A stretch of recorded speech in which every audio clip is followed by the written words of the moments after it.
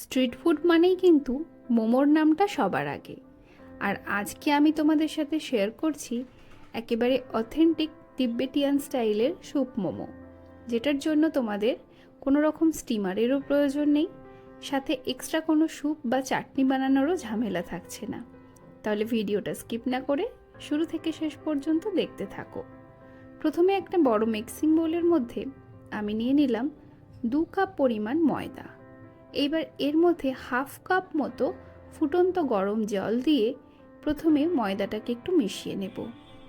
এইবার আরও half cup পরিমাণ জল দিয়ে চামচের সাহায্যেই ভালো করে ময়দাটাকে আগে মিশিয়ে নিয়ে একটু ঠান্ডা হলে হাতে করে ভালো করে মেখে এটার একটা ডো বানিয়ে নেব। এই রেসিপিটি বানাতে কিন্তু সময় ভীষণই কম লাগে। আর অন্যান্য মোমো অ্যাকচুয়ালি এখন অনেক ভ্যারাইটির পাওয়া যায়, কিন্তু এইভাবেই যদি মোমো বানাও এটা সময়টাও কম আর এটা ভীষণই টেস্টি হয়। তাই তোমাদেরকে রিকোয়েস্ট রইল, রেসিপিটা পুরোটা দেখে অবশ্যই কিন্তু একবার ট্রাই করো। আর যারা চ্যানেলটা এখনও সাবস্ক্রাইব করোনি, চ্যানেলটা সাবস্ক্রাইব করে পাশে থেকো। ডোটা রেডি হয়ে গেছে। এইবার অর্ধেক সাইজের গাজর আমি গ্রেট করে নিলাম, এর মধ্যে দিয়ে দিলাম সরু সরু করে কেটে রাখা বাঁধাকপি, একটা পেঁয়াজ কুচি, সাথে 1 চামচ আদা রসুন বাটা, আর দিয়ে দিচ্ছি চিকেনের পেস্ট। এই সময় এইভাবে মোমো বানালে অবশ্যই তোমরা চিকেনটাকে কিন্তু পেস্ট বানিয়ে নেবে। সাথে 2 চামচ গোলমরিচ, আর দিচ্ছি 1 চামচ মতো সয়া সস, দিয়ে দিলাম হাফ চামচ নুন।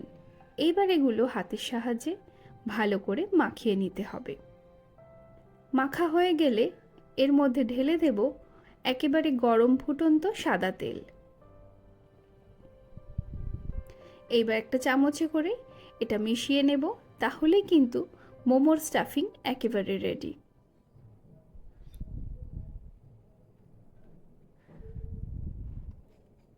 এইবার এই ডো থেকে একটা বড় সাইজের লেচি কেটে নিয়ে যতটা সম্ভব বড় এবং পাতলা রুটির মতো এটাকে বেলে নিচ্ছি। ওপরে সামান্য ময়দা মাখিয়ে নিয়ে এইবার একটা গ্লাসের সাইজে এটার মধ্যে থেকে ছোট ছোট লুচির মতো কেটে নিলাম। এইভাবে যদি কাজটা করো সেক্ষেত্রে কিন্তু তোমাদের টাইমটা বেশ অনেকটাই কম লাগবে, আর প্রত্যেকটা কিন্তু সমান মাপের হবে। তোমরা এইভাবে না করে ছোট ছোট লুচির মতো কেটেও কিন্তু করে নিতে পারো, তবে আমার কাছে এটা ভীষণই সুবিধাজনক মনে হয়। এইবার এই হাতে এরকম একটা ছোট্ট লুচির মতো নিয়ে তার মধ্যে 1 চামচ করে মোমোর পুর দিয়ে আমরা যেরকম পুলি পিঠে বানাই ঠিক পুলি পিঠের মতো শেপে আগে এটাকে তৈরি করে নিচ্ছি। তোমরা চাইলে কিন্তু এই অবস্থাতেই এটাকে ছেড়ে দিতে পারো, কিন্তু আমি এটাকে আরেকটু দেখতে সুন্দর লাগার জন্য এইভাবে দুটো কোণ কিন্তু ভালো করে মুড়ে দিচ্ছি। এই শেপটা কিন্তু খুব একটা দেখা যায় না, আর তিব্বেতিয়ান মোমোতে কিন্তু এই শেপটাই বেশি চলে। তো এইভাবে কিন্তু আমি সব কটা মোমো রেডি করে নিচ্ছি।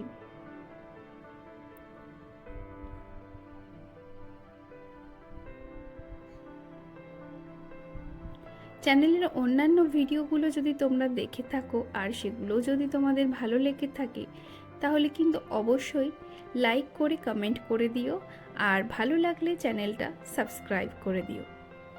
এইবার চলে যাই পরের স্টেপে।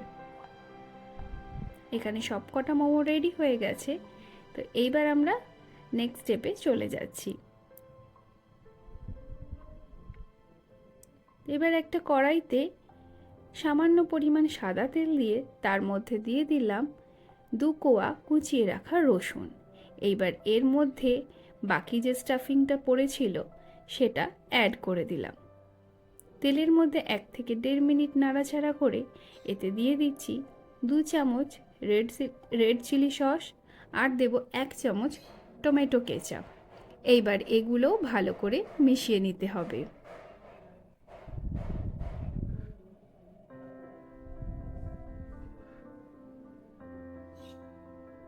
আমি এখানে কয়েকটা চিনির দানা অ্যাড করলাম, সাথে দিয়ে দিলাম 2 কাপ পরিমাণ জল।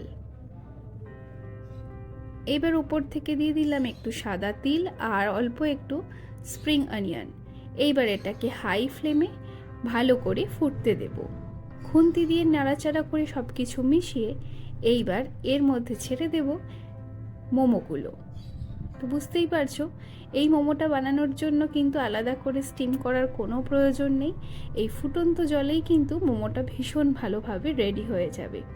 এটা বানানো কিন্তু ভীষণই সহজ আর খেতে অসম্ভব টেস্টি। এইবার এটা 3 থেকে 4 মিনিট এইভাবে হাই ফ্লেমে ফুটতে দেব। কালারটা একটু ডার্ক করার জন্য আমি সামান্য পরিমাণ সয়া সস দিলাম আর দিয়ে দিলাম 1.5 চামচ মতো গোলমরিচের গুঁড়ো।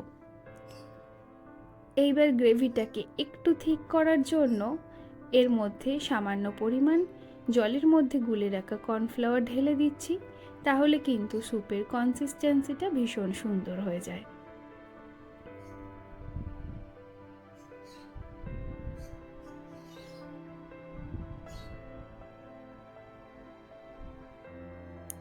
এইবার গ্যাসের ফ্লেমটা অফ করে দেব। দেখতেই পাচ্ছ আমি একটা ছুরি দিয়ে একবার চেক করে নিলাম, মোমোগুলো কিন্তু একেবারে নরম তুলতুলে হয়ে গেছে আর ভিতরের যে স্টাফিংটা থাকে সেটাও কিন্তু খুবই জুসি হয়। তো এইবার আমি এটাকে সার্ভ করে দিচ্ছি। আশা করছি রেসিপিটা তোমাদের ভালো লেগেছে। যদি ভালো লেগে থাকে তাহলে কিন্তু অবশ্যই আমাকে কমেন্ট করে জানিও আর ভিডিওটা লাইক করে শেয়ার করে দিও। দেখা হচ্ছে তোমাদের সাথে পরবর্তী কোনো ভিডিও। ততক্ষণ সবাই ভালো থেকো, সুস্থ থেকো।